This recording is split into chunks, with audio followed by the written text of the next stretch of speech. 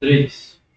Sejam muito bem-vindos ao Agrovisão, o seu podcast que conecta você ao que há de mais importante no agronegócio do Maranhão. Eu sou o Biratan Silva, sou analista em agronegócio e hoje vamos discutir um tema estratégico para o futuro do nosso estado, a atuação da Superintendência Federal de Agricultura e Pecuária, SFA. Nessa edição, destacamos o papel estratégico da Superintendência, órgão essencial na construção de políticas públicas para o campo, no apoio ao produtor rural e na garantia da segurança alimentar no Brasil.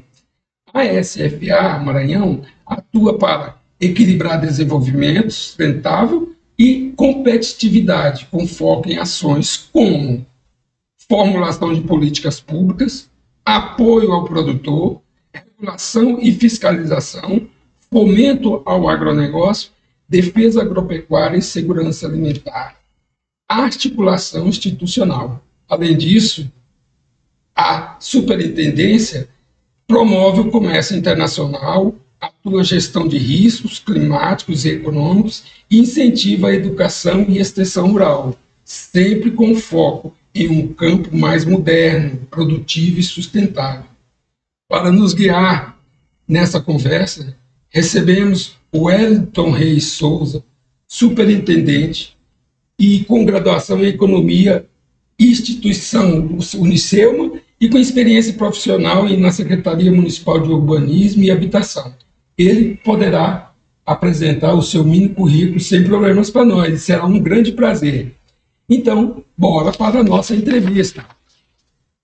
Wellington, seja muito bem-vindo. É com muito prazer que a gente recebe você e fique à disposição para fazer a sua qualificação profissional, que é um grande prazer para nós e para os nossos ouvintes entenderem realmente qual profissional está na direção da superintendência. Bira, muito boa tarde. De te dizer que é um prazer imenso estar aqui participando do seu programa. Para mim é uma honra, até eu já andei revisando um pouco os que me antecederam, né? Então você tem um plantel aí de entrevistados de alto nível, e para a gente é uma honra poder estar participando, tá? A gente fica muito alegre em poder representar o Ministério da Agricultura no estado do Maranhão e divulgar um pouco das nossas ações aqui no seu programa. Bem, a nossa formação é em Ciências Econômicas, né? A gente ocupou o cargo de superintendente da Secretaria Municipal de Urbanismo, responsável por toda a fiscalização de obra da cidade de São Luís.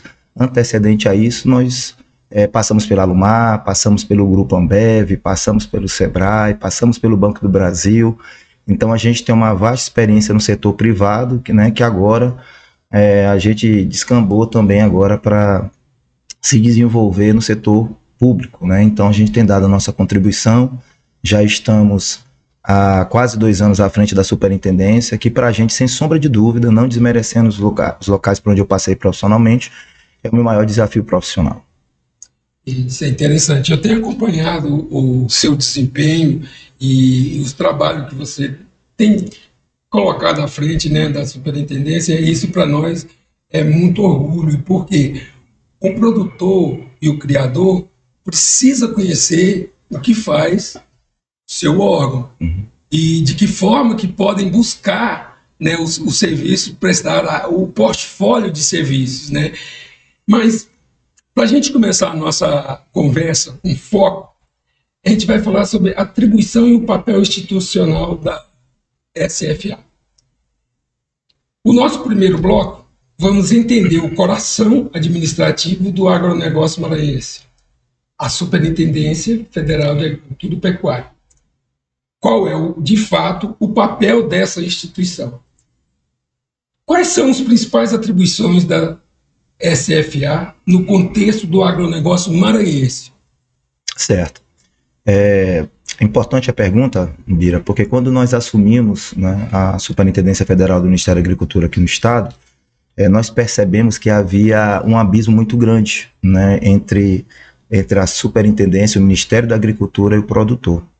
Então, o primeiro passo foi a gente encurtar essa distância, se fazer presente, preencher os espaços, voltar a participar dos fóruns, voltar a participar dos painéis, das mesas redondas, participar das feiras agropecuárias. Então, esse foi o nosso primeiro momento. E, como todos sabem, né, o papel principal da superintendência é justamente levar e fomentar as políticas públicas do governo federal, né, auxiliar na comercialização dos produtos, ajudar na escoação dessa produção, fortalecer o agronegócio. Quando eu falo agronegócio, eu falo assim com muita propriedade, que eu falo como um todo. O agronegócio também incorpora a agricultura familiar. Eu estou falando do conjunto, né? Então esse é o nosso papel principal, fortalecer toda a cadeia, né, de produção, comercialização e escoamento, né, do setor agrícola. Essa atuação, ela tem uma articulação muito forte do Ministério da Agricultura e com outros órgãos estaduais. Você pode nos mostrar quem são realmente os principais parceiros dentro do Estado? Então, nós já temos uma parceria de longa data com a AGED, né, Agência de Defesa do Estado do Maranhão, né, nós temos celebrados convênios com eles, né. A AGED é uma parceria irrefutável, principalmente na parte da defesa. Nós temos parceria com a GERP, né, que é um cumprimento São do Montenegro, que é um grande parceiro. Nós temos parceria com a SAF, aqui um cumprimento também o deputado Bira do Pindaré, né. Nós temos parceria com a Sagrima, aqui um cumprimento também o novo secretário de Agricultura, Fábio Gentil. Então, o sistema do agro no setor público, ele está interligado. E aí eu não vou deixar de fazer um elogio importante ao governador do estado. Eu acho que o governador, Carlos Brandão, ele conseguiu deixar um ambiente favorável para que houvesse essas parcerias, né? Então, eu converso com os colegas de trabalho da superintendência e eles sempre falam que nunca houve essa proximidade do governo federal com o governo estadual e com os governos e com as gestões municipais para a gente estar celebrando esses acordos de qualificação técnica, né, e também estar desenvolvendo ações juntos, né, sem vaidade, né, quando a gente busca uma parceria, caminham os dois de mão dada, e eu acho que quem tem a ganhar isso é o agronegócio, é o agricultor, é o pecuarista, né, é o produtor familiar, todos acabam ganhando com isso tudo. Interessante essa sua colocação, porque eu tenho vivenciado isso, realmente, essa relação, cada um com a sua responsabilidade, mas buscando. Eu nunca tinha percebido tantos protocolos e tantos acordos de cooperação técnica sendo firmados, né? Isso é bom. E a característica do nosso governador, né, e é um veterinário, então ele tem realmente conhecimento, isso é bom para nós. De que forma a SFA contribui para garantir a qualidade dos produtos agropecuários que chegam ao nosso consumidor? Nós, né, que somos os consumidores. Então, eu acho que a principal atribuição do Ministério da Agricultura hoje, além de levar as políticas públicas, fomentar, fortalecer, desenvolver as cadeias produtivas no Estado, é levar a segurança alimentar, né? Então, acho que a nossa inspeção, seja ela vegetal, seja ela animal, eu acho que é a nossa principal responsabilidade ter a garantia que os alimentos não estão infectados, né, que não há contaminação dos alimentos, né. Eu peço licença, inclusive, para tocar num assunto que hoje é o assunto mais discutido no nosso país, que está no mundo, né, que é com relação ao vírus H5N1, né. Então, nós estamos vivendo aí em um estado de emergência sanitário, né, mas eu faço um alerta, né, e faço um lembrete para toda a população, né, você que nos ouve, que nos assiste, que não há risco de contaminação, né, pelo consumo do ovo e nem pela carne do frango, tá? Esse risco de contaminação que poderia existir é só quem está lá no manejo diretamente com o animal infectado, né? Então, a gente tem tranquilizado a população nesse sentido, o Ministério da Agricultura tem tomado as medidas cabíveis em parceria com a Secretaria de Agricultura e agências de defesa, onde existiu esse foco, né, e as providências foram tomadas e a gente está buscando agora o controle, né. Muito bom. Quais as áreas da produção rural contam com maior apoio técnico ou institucional da SFA atualmente? Certo. Para não ser redundante, né,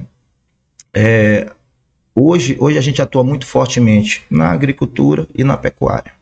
E mais uma vez eu vou me dirigir a você, produtor, que quando eu falo agricultor e pecuarista, eu falo o todo. tá? Nosso foco é no grande, no médio e no pequeno produtor.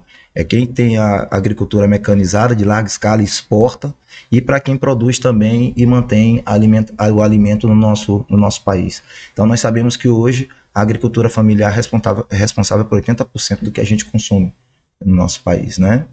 E grande parte da nossa produção em larga escala também ela vai em exportação, né? Então, hoje nós temos um trabalho muito forte aí nesse controle, né, nesse acompanhamento da produção. Eu quero, inclusive, agora em primeira mão, dar um dado importante, né, através desse controle que nós fazemos, porque o que acontece? Hoje, o estado do Maranhão, ele produz cada vez mais dentro do mesmo espaço, Bira. Sem abrir novas áreas. Sem abrir novas áreas, respeitando o meio ambiente. Né? Que é uma das legislações mais rígidas no mundo, né? Então, hoje no estado do Maranhão, nós praticamos a agricultura e a pecuária regenerativa, que é justamente cuidar do solo, fazer o manejo do solo, principalmente através do plantio direto, né? Usando também técnicas de ILPF, integração lavoura-pecuária. Então, hoje nós podemos bater no peito e dizer que o Maranhão ele tem uma agricultura que respeita o meio ambiente, né, que respeita o ecossistema, e tanto é que os dados estão aqui comigo. Eu estou aqui com o dado da Conab, está quentinho, recebi há pouco aqui do nosso superintendente da Conab, o Francisco Cisne. Tivemos um podcast com ele. Isso, aqui eu deixo um forte abraço, Cisne. E ele me falou, Wellington, quando eu estive lá com o Bira, estavam sendo tabulados. Estavam sendo tabulados e ainda não tinha o dado. Então, tu vai levar em primeira mão pro Bira esse dado. Aí, meu amigo Francisco. Que é importante, né? Então, você pode levar e divulgar. Então, na nossa última safra, 2023-2024, nós alcançamos 7,8 milhões de toneladas de grãos, né? E agora a projeção saltou para 8,3, quase 4, né, milhões de toneladas. Então, um salto grande, tendo em vista que não houve expansão horizontal, mas sim vertical. Aumentou-se a produtividade na mesma área de plantio. A gente parabeniza o criador e o produtor, né? Porque a maioria desses que produz, que planta, também cria animais. Você falou da integração lavoura, pecuária e floresta. Isso. Então, a gente tem que tirar o chapéu para esses que estão lá no campo fazendo com que esses números comecem a realmente subir. E fica aqui o nosso parabéns também ao nosso produtor familiar, né? E enquanto o grande produtor de larga escala projeta o estado do Maranhão adiante para outros corredores de exportação, para novos mercados, a nossa agricultura familiar também avança, né? Como eu mencionei, a agricultura familiar hoje ela é responsável por 80% de tudo que é consumido. Quando você vai na feirinha próximo da sua casa, né, aquilo que você está consumindo é proveniente da agricultura familiar. Então, a gente fica feliz por entender que o sistema do agro ele está crescendo uniformemente. Ele cresce em larga escala, mas quem está aqui na base também na agricultura familiar também está acompanhando esse crescimento. O que eu falo é o seguinte, órgãos como o seu, o Senar, a Sagrima, a SAF, né, tem feito o seu papel de mostrar para o produtor, para o criador, as novas ferramentas, as novas cultivares, as novas genéticas, para que esses indicadores comecem realmente a serem mudados e subindo constantemente, né? Não é que a gente queira estar competindo com o estado vizinho, não, mas é fazer o dever de casa, né? A gente tem competência para isso, e aí eu volto lá e falo assim, é a agricultura de precisão e também a pecuária de precisão. Isso, né? Muito bem. Legal. Aí, Bira, quem nos ouve, né, e não é do setor, às vezes pergunta, poxa, mas o Maranhão está saltando alto, né? O Brasil está com essa produtividade toda, 330 milhões, né, de toneladas de grãos, né? É a projeção nacional. E se pergunta, mas como é que o Brasil alcançou esse salto? Como é que o Maranhão alcançou esse salto? Então, mérito também da Embrapa, né, que é da família Mapa. Que foi o nosso primeiro entrevistado. Pronto, Marco Bonfim, que é um grande amigo, aqui eu deixo um abraço também aos colegas da Embrapa, aos nossos pesquisadores. Então eu sempre enalteço a Embrapa, né, eles estão lá conosco no nosso condomínio, vizinho, né? Isso, estão no mesmo prédio, no condomínio institucional, lá no centro, no bairro Diamante. E a gente fica feliz por entender que isso começou há 51 anos atrás, né? Acreditou-se em pesquisa, o país investiu em pesquisa.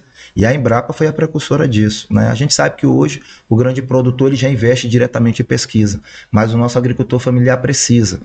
O nosso desejo hoje é que o mesmo avanço tecnológico que vem acontecendo na agricultura de larga escala, que a agricultura familiar também possa acompanhar. Esse é o meu desejo, enquanto hoje membro do agro, como hoje servidor da casa do Ministério da Agricultura. Eu acho que a agricultura familiar ainda precisa de um empurrãozinho, ainda precisa de um plus, para que essa escalada que teve na agricultura de larga escala também possa acontecer na agricultura familiar. Você acabou de responder uma das perguntas. Que desafios institucionais ainda precisam ser enfrentados para fortalecer a presença da SFA no Estado, principalmente nesses pequenos? Pois é. Aí eu vou tocar num assunto que é uma feridinha nossa, né? Na verdade. Hoje, nós temos um déficit de auditores federais agropecuários em torno de 1.200 em todo o território nacional, né? Hoje nós contamos na Superintendência Federal do Ministério da Agricultura, nós contamos hoje com apenas 11 auditores, né? Que basicamente são aqueles que são os nossos braços, são os nossos auditores que vão até os nossos produtores, são eles que cuidam da inspeção, são eles que cuidam do controle, né? São eles que dão a capacitação, são eles que fazem o acompanhamento, né? Então nós temos a divisão de desenvolvimento rural, nós temos a divisão de defesa agropecuária, nós temos a NUSORG, o núcleo de sementes orgânicos, nós temos lá o CIFISV, nós temos também o CISA, que é o Serviço de Saúde Animal. Então, em cada departamento desse, nós temos um grupo de auditores, mas está muito enxuto, né? No CISA hoje nós temos o Roberto Carlos como responsável da pasta. Um dos veteranos da casa. Acompanhando ele, nós temos mais 2. O outro veterano da casa, que foi superintendente e coordenador geral das superintendências, que é o Dr. Fernando Lima, está me auxiliando na defesa agropecuária. Legal. Aí nós temos a doutora Cláudia à frente do CIFISV. Juntamente com a doutora Cláudia, nós temos lá a Aurenice, né? Nós temos o doutor Bandeira à frente da NUSORG, que é o núcleo de sementes e orgânicos. Nós temos o Genilson à frente da divisão de defesa agropecuária, né? E juntamente com ele lá, nós temos o doutor Dário R., que foi secretário também de Agricultura. Então nós temos assim um corpo muito competente, porém é enxuto. Então, para atender o Estado como um todo, a gente precisaria de mais profissionais. Nesse último concurso que aconteceu, foi aberta apenas uma vaga para agrônomo, né, para engenheiro agrônomo, e nenhuma vaga para veterinário. E agora, eu soube ontem, né, foi publicizado, que o governo federal vai chamar mais 250 auditores, né? Então, para a gente isso foi bom, justamente para auxiliar no combate à gripe aviária, né? Então, não deixa de ser uma boa notícia, né? Muito bem. Eu vou entrar num bloco, Wellington, fiscalização e defesa agropecuária. Certo. Entramos em um tema que é pilar da segurança do agronegócio, certo. A fiscalização e defesa agropecuária. Afinal, quem garante, né, que os alimentos produzidos no Maranhão chegam à mesa com a qualidade, né, dentro das normas, né? Então, essa é a grande preocupação. Nesse sentido, quais os principais focos das fiscalizações realizadas recentemente pela sua superintendência dentro do nosso estado? O que foi realmente, nós focamos a nossa fiscalização neste assunto? O que foi dado realmente evidência? O escopo de fiscalização da superintendência é muito amplo. Não dá para a gente focar apenas em uma frente, até porque todas são essenciais. Então, nós temos a fiscalização de bebidas, né, que é coordenado pela Aurenice, né? Nós tivemos no ano passado a caravana de bebidas, né, para educação sanitária, para incentivar o registro, né, de bebidas, e muito focado para a produção da cachaça, da tiquira. O Maranhão é um grande produtor de cachaça, então a gente percebeu que no mercado há muita bebida ilegal, então a gente tem feito esse controle, né? A gente tem intensificado também a fiscalização com relação às polpas de fruta. Eu queria lhe perguntar se dentro desse assunto entrava também a agroindústria para polpa. Entra a agroindústria para polpa e nós fazemos o controle. Esse controle eu posso te garantir que foi uma fiscalização que teve um efeito reverso. No começo o mercado estava muito solto, e a Aurenice, isso é mérito dela, né? Ela, a nossa auditora, ela iniciou esse processo de fiscalização educativo. Em vez de chegar e autuar, ela ia no produtor, ia na agroindústria, mostrava o que precisava ser feito, ajustado e adequado, e incentivava ao registro. Hoje a gente tem um mercado redondo de agroindústria de polpa de fruta, tudo por mérito dessa auditora. Então, vocês que são consumidores de polpas de fruta, principalmente do nosso estado, né, tenho certeza que tem toda uma orientação, uma fiscalização, e não é uma fiscalização de punir, mas é de orientar para que aquela agroindústria esteja dentro dos padrões, né, de higiene, de sanitização, para entregar um produto legal. Isso. Às vezes, Bira, quando há o excesso, tem que pesar a mão na caneta. Às vezes é necessário, sim, autuar, multar, mas a gente adotou essa política de conscientizar. Quando é reincidente, não resta outra alternativa, você autua, né, e parte para a multa. Uma outra fiscalização que a gente tem intensificado, sempre se fez, mas agora tem sido um assunto muito discutido, inclusive em audiências públicas, publicamente televisionado, né, tem passado constantemente nos telejornais, com relação à fiscalização da pulverização aérea, a aviação agrícola. Esse assunto, um entrevistado anterior nosso, Sérgio Delmiro, falou, e parece que ia participar de uma palestra lá em Balsa, né, na Agrobalsa. Correto. O Sérgio Delmiro, inclusive, coordenou, né, uma mesa que foi discutido, tinham lá representantes de vários órgãos, e muitos desses órgãos que estavam lá presentes têm já acordo de cooperação conosco, com o Ministério da Agricultura, que a gente está desenvolvendo uma força-tarefa.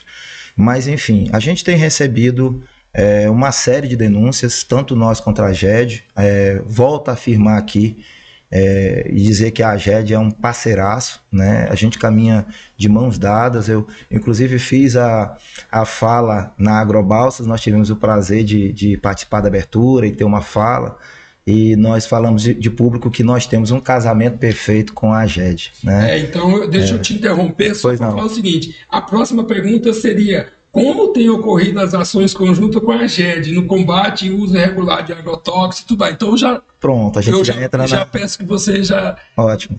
A gente já entra na segunda pergunta. Então, a AGED tem feito as fiscalizações, tem nos convidado e vice-versa, né? Então, hoje, dificilmente a gente faz alguma fiscalização que a AGED não esteja presente, e ela também faz as fiscalizações, e nós caminhamos juntos, né? Eu, pessoalmente, participei de uma força-tarefa, né, com a AGED, percorremos vários municípios. Quando começaram a ser vinculadas as denúncias em alguns povoados, né, nós tivemos essa preocupação e fomos até o local dessas denúncias, e nós não pegamos nenhuma veracidade, nós não conseguimos identificar de fato nenhum foco de contaminação, né? Isso é bom, ótimo. Lógico. Então, assim, isso que eu digo, inclusive eu enfatizo que na última audiência pública que aconteceu com o procurador do Estado, doutor Alexandre, né, a Secretaria de Estado de Saúde esteve presente lá e apresentou um relatório, né, que fez análise das águas, né, e não foi encontrado também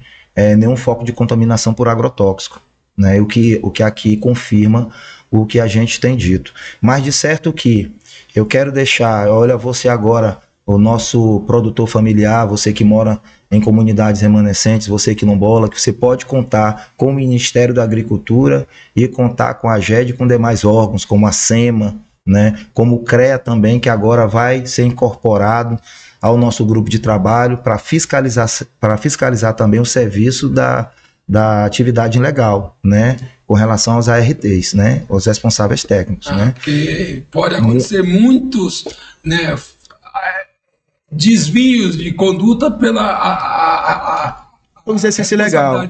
Na verdade não há, né? Então quem está lá tem um técnico e ele quer responder, ele não pode, ele não está habilitado, né? Então eu quero deixar bem claro e tranquilizar os nossos irmãos da agricultura familiar, você de comunidade remanescente, quilombola, que nós estamos assegurando o seu direito, tá? E nós estamos assegurando também o direito do produtor que trabalha correto, aquele que segue a norma, que segue a legislação. Pode ser prejudicado, né? Isso, e inserido, né, num grupo como um todo. Correto. E para tal, a ação que a gente está fazendo agora construiu o grupo de trabalho, né? Foi uma solicitação do Ministério Público, foi acatado. O grupo já existia, só ampliamos, né? Então hoje está composto pela SEMA, pelo CREA, pelo Ministério da Agricultura, pela AGED. E agora está sendo incorporado a esse grupo também a Receita Estadual. De que forma? Nós estamos assinando um acordo de cooperação técnica com eles para que a gente tenha acesso aos dados dos proprietários dos drones, porque a gente perdeu o controle e quando geralmente a gente vai no distribuidor, às vezes ele se nega a querer passar esse dado. Quando ele se nega a passar esse dado, a gente volta para a superintendência e o intima, e aí ele é obrigado a passar para a gente. Mas agora, com a parceria com a Receita, nós vamos ter acesso direto ao proprietário, aqueles que adquiriram drone. E você, proprietário de drone, que está exercendo atividade ilegal no setor agrícola, já lhe faço uma advertência. Procure o registro no Ministério da Agricultura. Você está cometendo uma infração e certamente você será autuado se você não buscar esse registro, né? Então, é uma observação que a gente faz, né? E faz esse alerta a você que hoje ainda não fez o seu registro, que faça. Legal, muito bom. Quais foram os resultados concretos alcançados a partir dessas fiscalizações, especificamente em confinamento bovino? Vocês fazem alguma coisa nesse sentido? Com relação a confinamento bovino, nós tivemos uma experiência, né? Fizemos uma visita ao Frigobalsas, né? Frigobalsa, futuro frigorífico, futuro está sendo frigorífico implementado em Balsas. Isso, e assim, foi uma experiência extraordinária, né? Tendo em vista... Pedro Seve. Correto. E hoje nós temos lá no Frigobalsas confinado algo em torno de 6 mil cabeças de gado, né? Não começaram com 3, foi para 6, e a meta deles é até o final do ano atingirem algo em torno aí de 15 mil, né? O ponto máximo, né, da capacidade deles lá é 25 mil. Então, até o início das atividades, né, do Frigobalsas, que vai ser provavelmente em março de 2027, eles já querem estar com a capacidade máxima, né? Então, é uma experiência extraordinária, né? Com relação a essa visita, a esse confinamento desses animais, essa etapa que nós desenvolvíamos, ela já foi superada, porque nós já alcançamos zona livre de aftosa sem vacinação, né?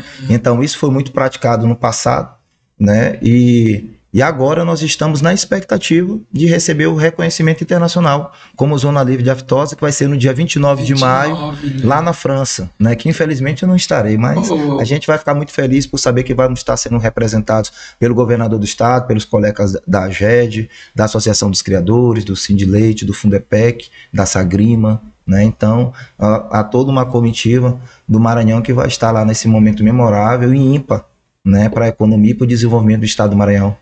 Mais frigoríficos estarão sendo implantados no nosso estado, né? E em função dessa eu vou falar desse status, né, de zona livre de aftosa. Sim. Mas vamos lá. Eu queria fazer uma observaçãozinha ainda, Bira, com relação a esse novo status, né? Zona livre de aftosa sem vacinação e agora com reconhecimento internacional no final do ano. Além dessas plantas que estarão vindo para o estado do Maranhão, tenho certeza que virão. A Agrobalsas, a Frigobalsas é um exemplo. A Frigobalsas nasceu de uma cooperação, né, de 20 empresários maranhenses da região de Balsas, que se uniram e investiram seus recursos e apostaram no desenvolvimento da sua região, que ao final vai impactar em todo o estado.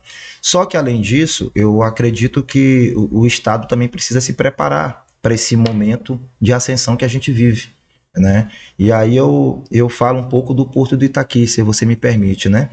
Tranquilo. O Porto do Itaqui é o nosso principal corredor de exportação, né? Vamos dizer que o Porto do Itaqui hoje é a nossa menina dos olhos, né? E aí a gente já tem conversado com outros secretários, com outros colegas do setor, que eu acho que a gente também precisa se preparar para esse momento que nós vamos vivenciar. E nós sabemos que hoje o Porto do Itaqui, ele não trabalha com container. Então eu acho... Tivemos rota de container, a CMA, CGM, lá em 2013, 12, 13, mas perdemos, né? Isso, então nós precisamos começar a retomar essa discussão, para que a gente possa estar se preparando para voltar a operar com container, porque vamos dar um exemplo. Nós já temos 3 frigoríficos cifados no estado do Maranhão. O Intimon, o Imperatriz e outro em Igarapé do Meio. Esse novo frigorífico também vai ser cifado. Então nós vamos ampliar a nossa capacidade. E esse frigorífico, ele tem uma capacidade bem maior dos que já existem.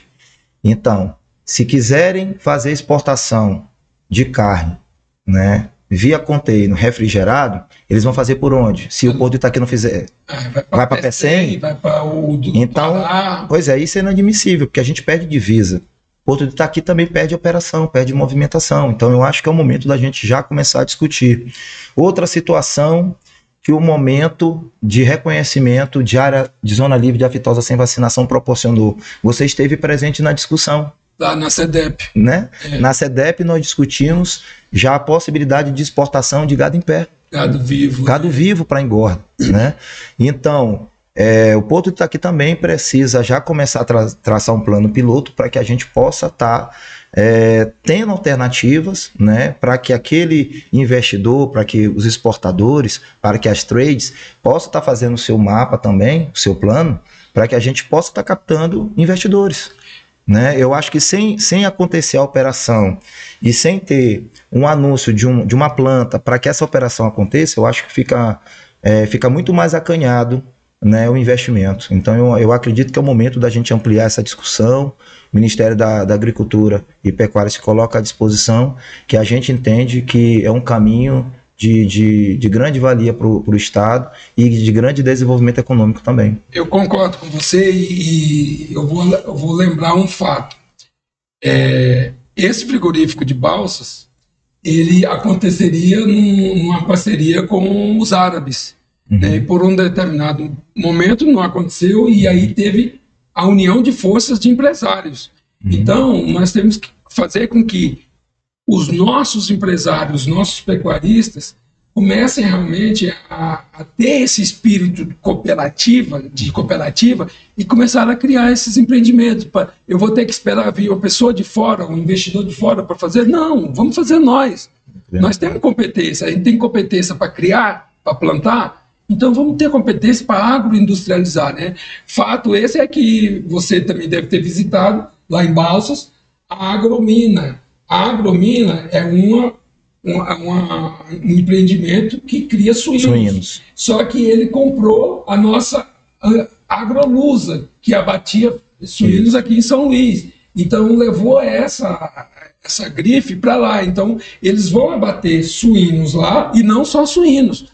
Eles anunciaram que vão bater também ovinos. Então, olha só, o que muda um cenário quando chega um player diferente, Sim. como é o caso da Impasa que você visitou. Isso. A Impasa, eu sempre falo da Impasa, ela vai produzir etanol de milho, mas também um produto que era considerado subproduto, que era o DDGS, que é para fazer a proteína pura para fazer a ração. Isso. Mas legal. E é interessante como uma coisa puxa a outra, né?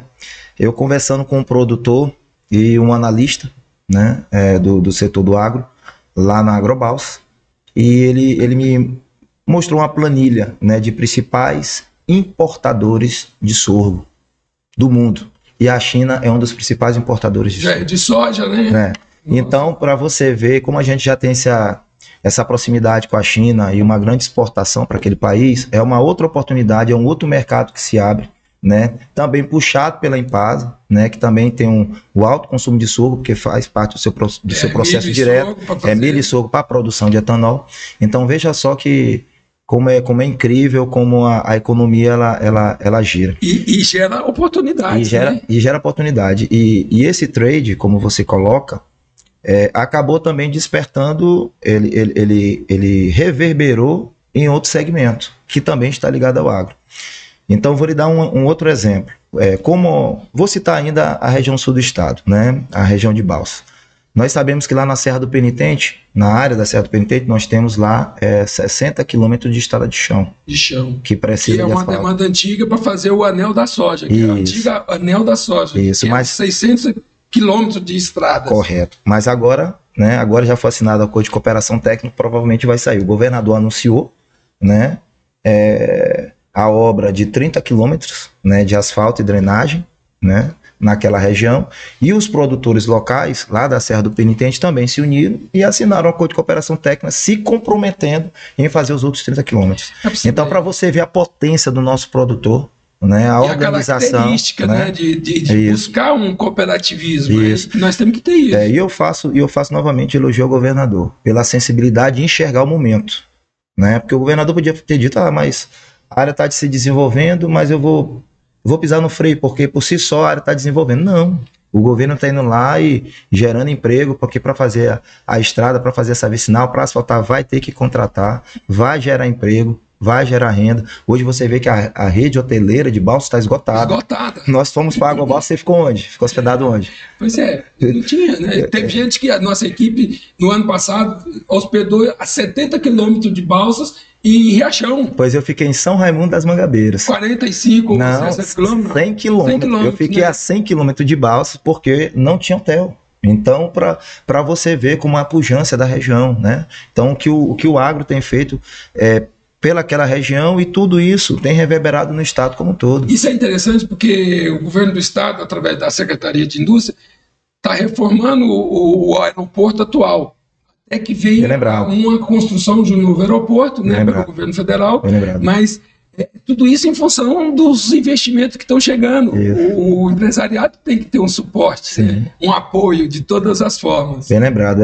Essa questão do aeroporto, acho que é uma questão que está diretamente ligada, né? Então, nós estamos falando do investidor local, do produtor local, que se une, né, que coloca o recurso, mas a gente sabe que tem um investidor internacional também, aquele que quer vir ao Maranhão, que quer aplicar o seu recurso, e Balsas hoje não consegue receber voo de aeronave grande. Então nós trouxemos ano passado o ministro da Agricultura, Carlos Fávaro, para participar da Agrobalsas. Imperatriz, ou foi para aquele aeroporto lá em Alto Parnaíba? Já sabe. Fazenda, né? Pois ele desceu em Imperatriz, porque a FAB e a ANAC não permite, né, que a aeronave oficial pouse em pista, né, em pista não homologada, né? Então teve que descer em Imperatriz. A pista do aeroporto de Balsas, ela comporta descer uma aeronave, mas infelizmente não está homologada. Ela só está homologada, se não me fala a memória, 920 metros. Então não daria para descer a aeronave.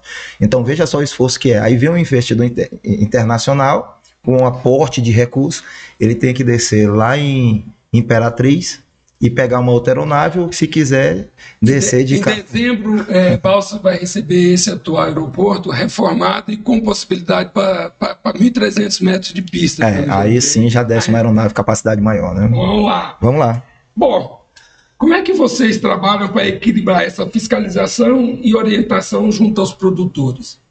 Você já falou lá atrás, mas como é que equilibra isso para não...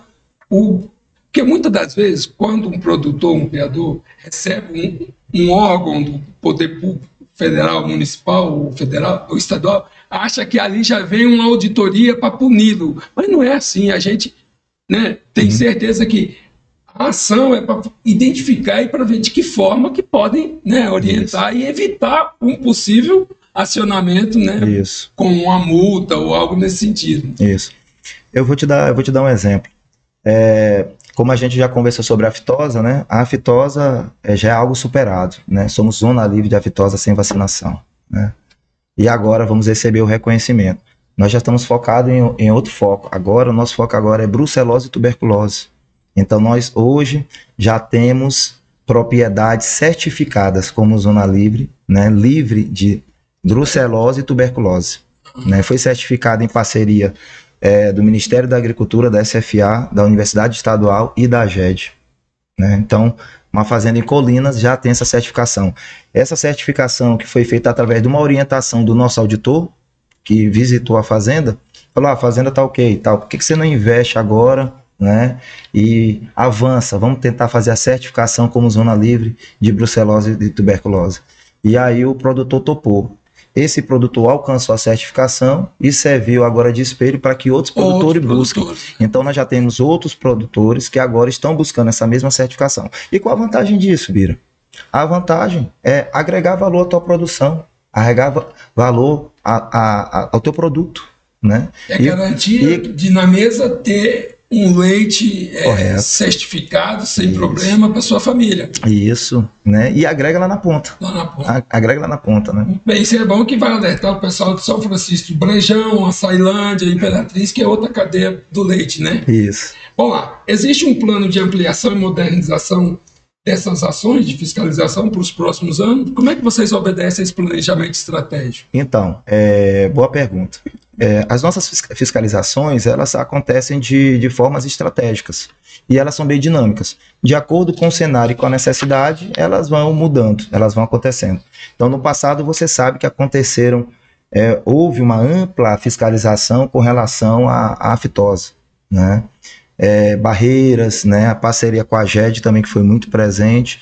E hoje a gente alcançou o status e agora a gente está culminando agora para a brucelose e tuberculose. Nós estamos caminhando agora também para a fiscalização da PSC, peste suína clássica. O Maranhão não tem foco, né? Então, mas pode ter vizinhos que têm. E né? tem vizinhos Piauí, que têm. Ceará. O Piauí e o Ceará têm focos. Então, o Maranhão, ele ficou no grupo da região norte, né? Ficou lá com o Pará, com o Amazonas, Tocantins, né? Roraima. Então, nós estamos com esses estados, né? Que nós estamos fazendo o preparatório para justamente avançar no plano, né? Para a gente começar nas etapas, né? De barreiras, fiscalização, para que possamos passar pelo mesmo processo que foi de aftosa, né? Então, hoje estamos vivendo esse problema do H5N1, né?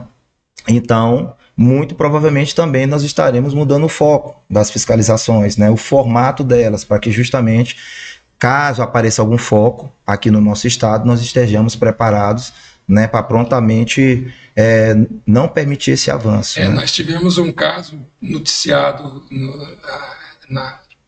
na imprensa, que em Aguiarnópolis, lá na divisa com o Estreito, onde é um abatedouro lá, teve um fato, no caso. Sim. Mas tá bom, legal. Vamos para o terceiro bloco? Vamos lá. Auditoria Quali SV. E aí vocês vão saber o que é isso. E reconhecimento sanitário.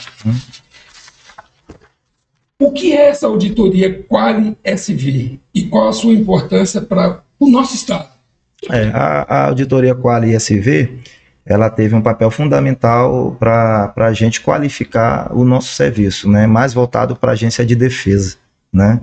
Então, a princípio, quando se falava em Quali SV, focava-se muito para a questão da aftosa. Mas não, a gente foi utilizado mesmo para fazer o levantamento de vários padrões, né, de qualificação que eram oferecidos pela GED, né?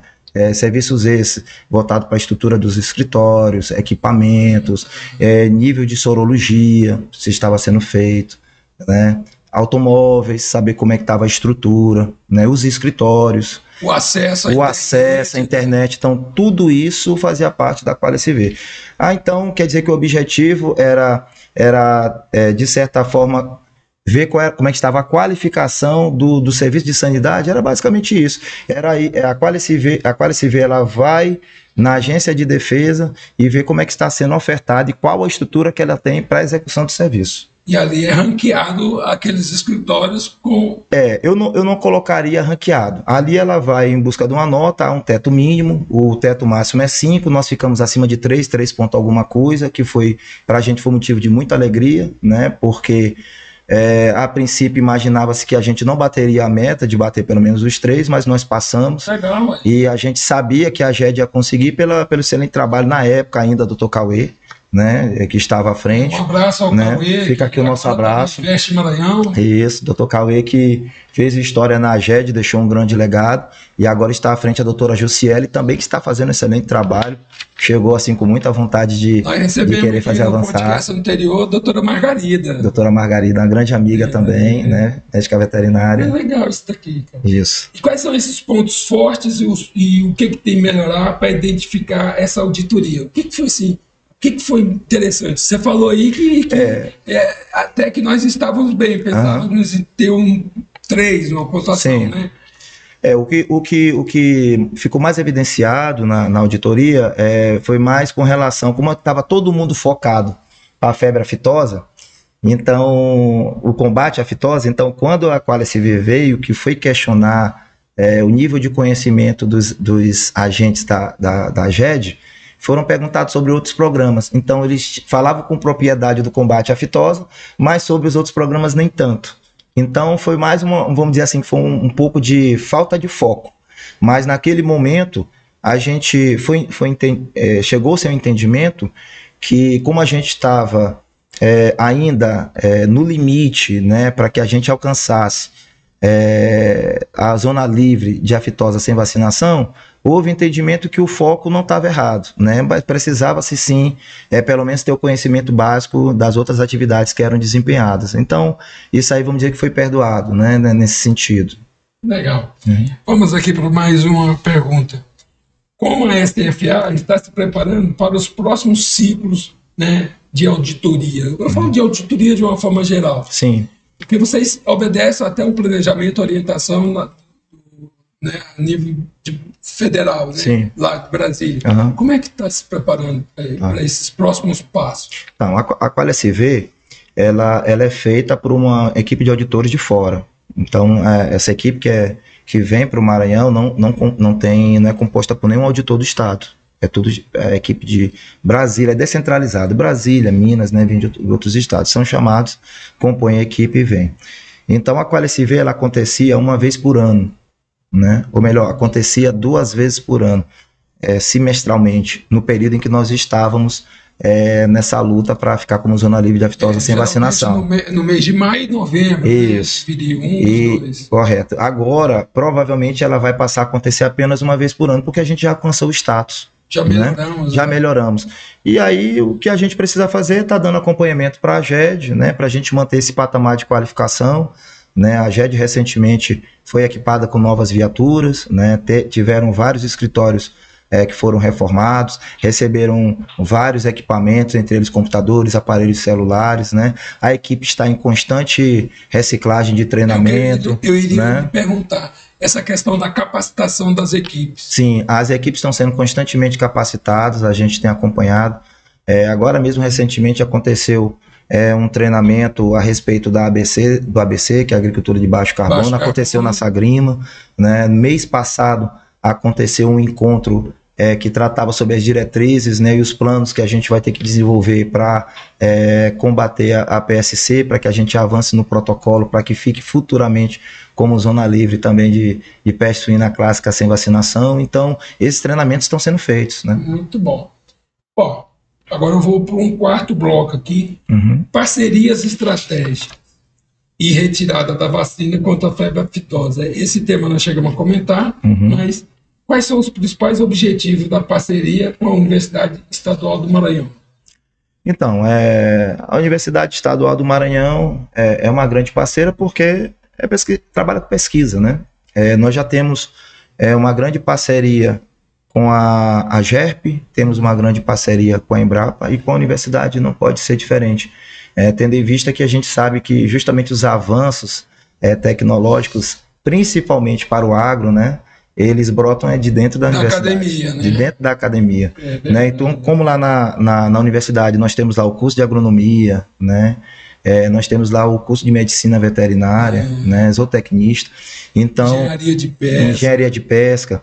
Então, nós temos a universidade como grande parceiro, nós já andamos ensaiando a possibilidade de um acordo de cooperação técnica para justamente trazer estagiários da Universidade Estadual do Maranhão. Isso, né? Aí eu ia perguntar lá atrás, quando você falou do seu corpo técnico, Sim. que você está esperando o concurso. Sim. Nesse momento, pode trazer estagiário, para estar dando apoio, de uma certa forma, para as superintendências? Podemos sim. Inclusive, como eu te falei, a gente iniciou esse diálogo, né? A gente deu uma paradinha porque nós tivemos uma dificuldade orçamentária, isso é público e notório, né? Então houve um atraso no planejamento orçamentário e na aprovação do orçamento, ficou lá retido lá no Congresso Federal, na Câmara dos Deputados, e isso acabou retardando um pouco o nosso planejamento, mas nós vamos retomar as tratativas com a universidade, né? Aqui eu mando um abraço ao pró-reitor Paulo Catunda, que a gente tem um constante diálogo. Vou trazê-lo aqui também. Tenho certeza que será um excelente podcast. Então, a gente tem essas tratativas com o professor Paulo Catunda e além de outras parcerias. Nós fizemos uma viagem no ano passado com alguns professores da universidade, né, para conhecer um pouco da cultura da mandioca no estado do Mato Grosso, no Mato Grosso do Sul, né, conhecer um pouco do manejo dessa cultura que acontece lá, dos avanços, né, que já acontecem lá, para a gente tentar replicar esse modelo, né, aqui no estado do Maranhão. A Universidade Estadual tem um modelo, está desenvolvendo macaxeira desenvolvida in vitro, reprodução in vitro, né, mais resistente. Você, né, evita a maniva de 20 centímetros e pode via já muito reduzida. Eles têm feito um trabalho muito bonito lá na universidade, e com base nesse trabalho que a universidade tem desenvolvido, é que a gente os convidou para que fizesse parte dessa comitiva, para que a gente fosse ao Mato Grosso. Foi um momento muito importante. Eu gostaria de fazer uma pergunta para você. Em 2013, eu fui fazer um trabalho de ajudar o polo de curtumes de Governador Edson Lobão. Lá tem 5 curtumes. E um dos curtumes que está instalado lá é a Upper Dog. Ele faz aqueles mastigáveis, faz como se fosse as barras de cereais dos pet.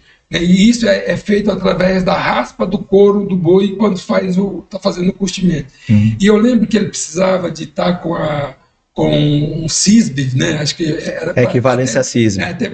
E na época, aqui eu estou falando sobre parceria, tá? Né? E na época, a superintendência estava com dificuldade de conseguir, naquele momento eles precisavam de ser muito mais rápido, de área, de caminhão, né? de veículos para transportar lá. Teve um momento. Pode ter essa parceria com o produtor ou não é permitido? É considerado como se eu tivesse... se você está indo lá para fiscalizar ou dar um apoio, você vai ter o apoio de quem está sendo fiscalizado, porque muitas das vezes o empresário fala assim, eu pago a diária, mas não é assim, eu pago a diária, eu faço o custeio aqui da hospedagem, se precisar de transporte a gente arruma, é permitido fazer isso, é complicado. Então nós como servidores públicos nós não podemos aceitar, ter diárias pagas, hospedagens, né, isso é vedado a nós servidores públicos. Agora isso não nos impede, né, de na fiscalização, como eu te falei no início do nosso bate-papo, de estar dando essa orientação. Então é muito comum que quando algum empresário, algum empreendedor, algum produtor, ele está investindo na agroindústria, a gente sempre faz a recomendação que ele nos procure. Então eu faço aqui a recomendação a você produtor, a você empresário do agro, agricultor de grande escala, médio e pequeno produtor, que quer fazer algum tipo de investimento, que quer montar a sua agroindústria. A nossa recomendação é que quando você tiver a planta, que você leve no Ministério da Agricultura, lá na superintendência, para que nós analisemos antes, porque muitas das vezes esse empresário, esse empreendedor, ele inicia a obra e quando ele conclui, ele chama o Ministério para fazer a auditoria, para fazer o checklist. Já gastou dinheiro, possivelmente tinha uma orientação que não era para acontecer. E quando a gente chega lá, ele precisa fazer mudança, né? E, infelizmente, vai onerar, né? Então, isso aí comumente a gente faz, né? Justamente para poupar esse empresário, esse produtor, a gente sempre se coloca à disposição, porque o nosso objetivo justamente é gerar desenvolvimento, é fortalecer a cadeia, né? Então a gente se coloca à disposição sim para ajudar nesse sentido. O produtor e criador, procure antes, veja o checklist realmente, né? Faça uma visita, né? Quando vier a São Luís, visite a Sagri, Maged e vá lá na superintendência, isso, né? Isso. A coisa acontecer. Bom, nós vamos agora para o 5º bloco. Estamos fechando. Já? Rapaz, agricultura familiar. Esse aqui eu sei que você gosta. Agricultura familiar, qualidade. E lá também não vou falar sobre a mensagem final sua. Certo. Como a SFA tem apoiado a agricultura familiar no estado? Tá. Um assunto muito bom. Eu sempre gosto de falar da agricultura familiar porque eu me identifico com a agricultura familiar, né? Então eu sempre me apresento como filho de uma quebradeira de coco de Babaçu. A minha mãe foi quebradeira de coco de Babaçu, se é que existe ex-quebradeira de coco, né? Então, faz parte da minha história. E a melhor contribuição que o Ministério da Agricultura pode dar hoje para a agricultura familiar é justamente sensibilizar o nosso agricultor familiar a registrar o seu produto. Buscar o SIM, buscar o CIE e buscar também a equivalência CISB. Isso aí é interessante. O SIM é o Serviço de Inspeção Municipal. né? O CIE, Serviço de Inspeção Estadual, e o CIF, Serviço de Inspeção Federal. E tem o CISB, né? CISB, que é a equivalência. Né? Então, o que a gente tem conversado com os gestores públicos municipais é que nos procurem para poder fazer a equivalência, né? É o Serviço de Inspeção Municipal com a mesma equivalência da inspeção federal. Não é a mesma coisa, mas é a equivalência. Assim como o Serviço de Inspeção Estadual também pode buscar equivalência. Tá?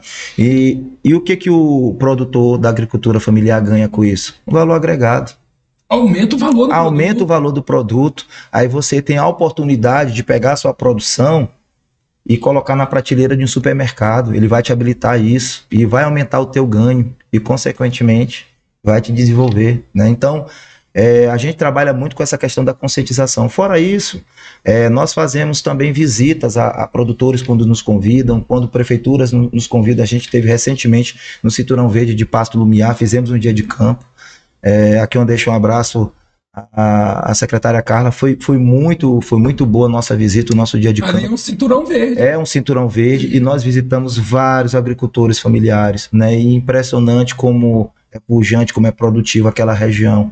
E a Prefeitura de Pasto Lumiar tem feito um trabalho muito forte, muito intenso com relação a isso, ao SIM, lá nessa localidade. E a gente de bate-pronto já induziu, olha, secretária, vamos tentar fazer essa equivalência, porque aí você amplia o horizonte de comercialização dos produtos da sua agricultura familiar. Olha, é interessante, na fala do próprio Sérgio Delmiro, do professor Marco Aurélio Bonfim, nós falamos dessa questão do SIM, o Serviço de Inspeção Municipal, que pode ser um primeiro caminho para conscientizar e também fazer com que o município tenha essa preocupação de ter realmente os produtos, né, com esse selo. O SIM hoje, na região metropolitana de São Luís, para você que não tem esse conhecimento, né, é importante a gente enfatizar. A região metropolitana de São Luís era composta por 4 municípios: São Luís, São José de Ribamar, Raposa e Pasto Lumiar. Agora, já é desde 2019, são 13 municípios. Isso, então, vai até Santa Rita. Olha, vai até Santa Rita, e eu vou falar, até Alcântara. Isso. Então, são 13 municípios que, se você tiver o Serviço de Inspeção Municipal lá da sua agroindústria dentro de Santa Rita, você pode vender para 12 outros municípios. Correto. Antigamente não podia. Correto. Né? Isso aí é importante de ressaltar. Sim. E essa equivalência, logo você começa a ter, porque você vai estar bem preparado. E essa equivalência tem que partir também do gestor público municipal. A consciência do poder público municipal. Né? Vota a pauta na Câmara, né? E em seguida votou na Câmara, abre para o Executivo para que ele faça a implantação. Né, mas é a participação dos dois. Então essa é a nossa principal contribuição que a gente acredita que o Ministério pode dar hoje para a agricultura familiar. Né? Eu vou fazer aqui, pode ser que você tenha me respondido. Quais as ações estão sendo desenvolvidas para ampliar a comercialização e visibilidade dos produtos da agricultura familiar do nosso estado? A gente já falou do SIM, né, que eu acho que isso pode dar visibilidade. Eu falei também da visita em loco, que a gente faz acompanhamento. A gente tem feito muito trabalho com associações, com cooperativas. A gente está desenvolvendo um trabalho na cidade de Alcântara, por exemplo, em parceria com o IFMA, e a gente está tentando fazer a IG do bolo de espécie, que é muito conhecido no nosso estado, doce de espécie, na cidade de Alcântara. Né? Então a gente está tentando, através da indicação geográfica, buscar essa certificação para que amplie a comercialização do produto e com isso agregue valor. Né? Olha, isso aqui é interessante.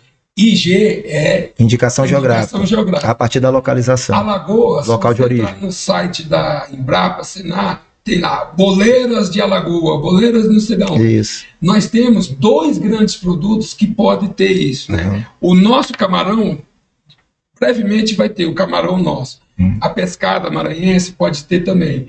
E há uma outra coisa, ele falou do bolo de espécie. Você vê, o Pernambuco tem um bolo de rolo. Né? Pode ser que já tenha até o IG. Isso. Mas nós temos outra coisa. Na Baixada Maranhense, o nosso queijo de São Bento. Isso. Aqui, onde tem plantio de mandioca, que ele chama mandioca mesmo, a tiqueira nossa. Né? Foi muito bem lembrado. Farinha de Santana. A farinha, nós já tivemos farinha. Você vê, lá, Carema, lá no lá no Pará, eles começaram a fazer a farinha de Carema, porque na época levaram a farinha de Santa Rita. Aí teve mudar a forma de se trabalhar justamente em cima disso, né? O que desperta em mim, assim, me dá até um sentimento de chateação, porque quando eu assumi a superintendência, que eu fui entender o panorama da nossa agricultura e pecuária, e eu foquei também na agricultura familiar, a gente percebeu que o Maranhão não tinha nenhuma indicação geográfica. A gente pode ter o do mel, o nosso impressionante. Estamos indo dia 27 para Alcântara, temos uma reunião lá, convidamos o Sebrae, convidamos a AGERP, estamos convidando a Sagrima para fazer uma grande reunião com os produtores de mel da região de Barreirinhas para a gente iniciar o processo de indicação geográfica lá. Tá? A gente também está bem adiantado com a indicação geográfica para o abacaxi de Turiaçu. Nós estamos apenas aguardando o caderno de especificação, né, para que a gente envie esse caderno adiante para que a gente possa estar avançando nessa pauta. E agora também o Ministério da Agricultura tomou essa iniciativa com o IFMA, né, da gente também avançar com o doce de espécie de Alcântara, que eu acho que também é muito conhecido, tem tudo a ver com a nossa cultura, né, com a nossa culinária. Logo nós teremos também, não é só o abacaxi de Turiaçu, de São Domingos, né, que São Domingos. Outro que está se disputando. Sim, eu te dar um outro exemplo de um trabalho que a gente faz, são vários trabalhos, né, nós temos programas que vêm de Brasília e a gente segue, e tem programas que a gente desenvolve a partir daqui, que nasce aqui a partir da Divisão de Desenvolvimento Rural. Então eu vou te dar um exemplo. Nós temos uma proximidade muito grande com a Comave, né, que é a cooperativa de mulheres lá de Itapecuru, né, que trabalham com o coco de babaçu, fazem o beneficiamento e através do coco de babaçu como matéria-prima, elas desenvolvem a carne de hambúrguer, biscoito, pão, feta, sorvete, ganhou premiação, fazem sorvete, fazem café, né? Então nós acompanhamos as meninas da Comave, então nós já estivemos lá por 2 oportunidades, né? E a gente tem buscado cada vez mais, através da capacitação, buscado mecanismos, né? Para incentivá-las, porque a gente entende que elas já chegaram no patamar que está no limite, né? Então fazem uns produtos que são reconhecidos em todo o estado, mas não podem vender, não podem comercializar algumas regiões, porque não tem selo. Então, nós, através da superintendência, em parceria com outros órgãos, nós estamos tentando desenvolver o selo de marcas coletivas, porque com esse selo de marcas coletivas, elas vão ter um quilombo A, B, ou C ou D, está produzindo e sai com um único selo. Um único selo, e todo mundo vai ser beneficiado. Aí a gente vai ter condição de pegar esse produto, colocar na prateleira de um supermercado, né? Colocar numa loja credenciada, né? Então, a gente tem todo esse olhar, tem todo esse cuidado, né? Com relação a isso, eu vou falar de um equipamento dentro da Secretaria de Indústria e Comércio do Estado, o Armazém do Empreendedor. O Armazém do Empreendedor, ele justamente coloca os pequenos produtores, as pequenas indústrias. Você que gosta de arraial, o arraial do IPE, nós vamos estar lá, eu tenho certeza, o ano passado foram 150 microindústrias que nós... eu estava lá. Você estava lá. Estava lá. Foram 15 dias, ficaram 75 e 15 dias, outros 75. Então, participe disso.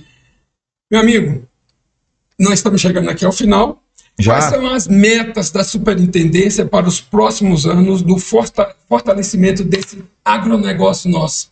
Que é do pequeno, médio e grande. A nossa meta é continuar desenvolvendo esse trabalho, né, de proximidade ao produtor, de comunicação com as outras instituições governamentais e não governamentais, sempre estabelecendo parcerias, né, sendo ponte de diálogo, né, que a gente acredita que o caminho para fortalecimento do agronegócio como um todo, agricultura familiar, é através do diálogo. Né? Então eu acredito que o Ministério da Agricultura e a Superintendência Federal do Ministério da Agricultura, sem a participação da AGED, não teria alcançado o resultado que alcançou hoje. A AGED sozinha também não teria conseguido fazer o trabalho para que tornasse o Maranhão livre de aftosa sem vacinação. A AGERP, sem a parceria com o Ministério, não teria desenvolvido as suas pesquisas e a sua extensão. Né? O sistema FAEMA-SENAR é um sistema essencialmente importante. Foi um dos entrevistados. Que é a capacitação. Aqui eu deixo um abraço ao Dr. Raimundo Coelho. O sistema FIEMA Também a indústria é extremamente importante. Aqui eu deixo um abraço ao Dr. Cláudio Azevedo, a Embrapa, através da pesquisa, né? Através do Marco Bonfim. Então, eu acho que essa é a meta da superintendência, estabelecer esse elo de contato, esse elo de parceria e fazer com que isso reverbere, impacte lá em quem realmente precisa, que é o produtor. Tem algum assunto que nós não abordamos que você gostaria de dar uma ênfase? Então, eu gostaria de fazer um comentário, né, que o Instituto Nacional de Meteorologia, o IMET, ele deixou de ser uma autarquia e ele veio para o escopo da superintendência. Então, todos os IMETs do Brasil, do território nacional, foram dissolvidos e vieram para o escopo das suas superintendências dos respectivos estados. Então, hoje no estado do Maranhão eu estou respondendo pelo IMET temporariamente, né? Mas nós já temos um servidor da casa, que estamos aguardando sair a parceria, que é o seu Bandeira, que eu deixo um abraço. E através do Instituto Nacional de Meteorologia, nós estamos estabelecendo uma parceria com o governo do estado, né? Através da Sagrima, né? E através da AGERP. O nosso objetivo é fazer o Centro Agrometeorológico do estado do Maranhão. Através desse Centro Agrometeorológico, nós estaremos emitindo um boletim pela manhã e pela tarde, tipo, bem informal. Dona Maria, hoje é um dia bom para o plantio, porque hoje não tem chuva, né? Hoje o tempo está propício, né? Então, assim, uma comunicação bem aberta com o produtor, né? Nós temos 27 estações meteorológicas no estado, né? Essas 27 estações estão equipadas com torres automáticas e convencionais, que a gente chama de torres digitais, e que transmitem esses sinais e essas informações diretamente para a nossa central. E nós temos torres convencionais que precisam ser coletados dados, né? Inclusive nós temos uma aqui no Parque do Itapiracó. Então nós acreditamos que essa união de forças aí que a gente vai estar fazendo com o governo do estado vai ser um trabalho pioneiro a nível nacional na construção desse centro agrometeorológico, que só vai trazer avanço e benefício para o governo do estado, para os nossos produtores, né, e para os nossos pecuaristas. Inclusive, Bira, essa estação meteorológica pode ajudar o planejamento estratégico do governo do estado. Um exemplo, o governo do estado quer construir ou quer fazer uma vicinal em X área. Naquela X área ele quer iniciar essa obra. E aí não foi feito um estudo e não foi feita uma previsão se nesse período da obra vai chover. Obviamente, se você faz uma obra debaixo de chuva, aumenta, duplica, triplica o custo dessa obra, né? E quando você sabe que lá não vai chover naquele período, você se planeja, consegue executar essa obra na janela em que justamente não vai chover, né? Isso vai estar disponível muito breve. Muito em breve. A gente acredita, a gente está retomando as discussões na próxima semana, né? Um dos cabeças desse projeto é o Sandro Montenegro da AGERP e o Darlan da Sagrima, né? Então estão encabeçando esse projeto conosco. Tem a participação também da Universidade Estadual do Maranhão, né? E a gente está assim, bastante otimista com relação a isso. Muito bom. Amigo, chegamos ao final. Agradecemos demais a sua paciência de estar aqui conosco, de informar os nossos produtores e criadores, né, do que se faz dentro da superintendência. A gente coloca aqui para outros momentos. Necessariamente não precisa ser você. Se você tem um técnico para vir falar, abordar algum assunto que esteja realmente em evidência, que há necessidade de ter uma maior visibilidade para o pequeno e médio, fique muito à vontade, viu? Eu me coloco à disposição, se você assim permitir, para que a gente faça um podcast com um grupo de trabalho ou então com o técnico responsável pela fiscalização da aviação agrícola, que é um tema que realmente precisa de aprofundamento, para a gente conscientizar também o proprietário desses equipamentos, quem tem aeronave tripulada ou não, né, para a gente também orientar os nossos agricultores familiares, né, ajudá-los também na formalização dessas denúncias, né, porque a gente sabe que tem chegado muita denúncia que a gente vai atrás, mas a gente às vezes não consegue encontrar. Muitas dessas denúncias que nós somos atrás, nós somos acompanhados por presidente de sindicato rural. A gente geralmente não vai só, a gente sempre busca alguém de referência ligado ao meio rural, da produção agrícola familiar, que nos acompanhe, e a gente tem tido dificuldade. Então, nesse sentido, a gente queria aprofundar no outro momento, se assim você permitir, encontrar espaço. Fica à disposição, quando achar que é o momento correto, pode nos acionar. Ótimo. Bom, chegamos ao final do nosso podcast, espero que tenham gostado. O Agrovisão é isso. O futuro do campo está em suas mãos. Então, a gente ficou muito feliz com a vinda e o aceite do Wellington, né, para fazer esse podcast. E agradeço a você e a toda a sua equipe, tudo que você tem feito, né, e a gente vai ter aqui, sim, outras oportunidades. Bom, o nosso próximo Agrovisão será com o advogado Emerson Macedo, diretor jurídico da FAEMA, especializado em agronegócio e sustentabilidade. E ele vai falar de um tema muito interessante, sobre a questão digital dentro das propriedades, a inteligência artificial dentro das propriedades. Vai ser um excelente podcast.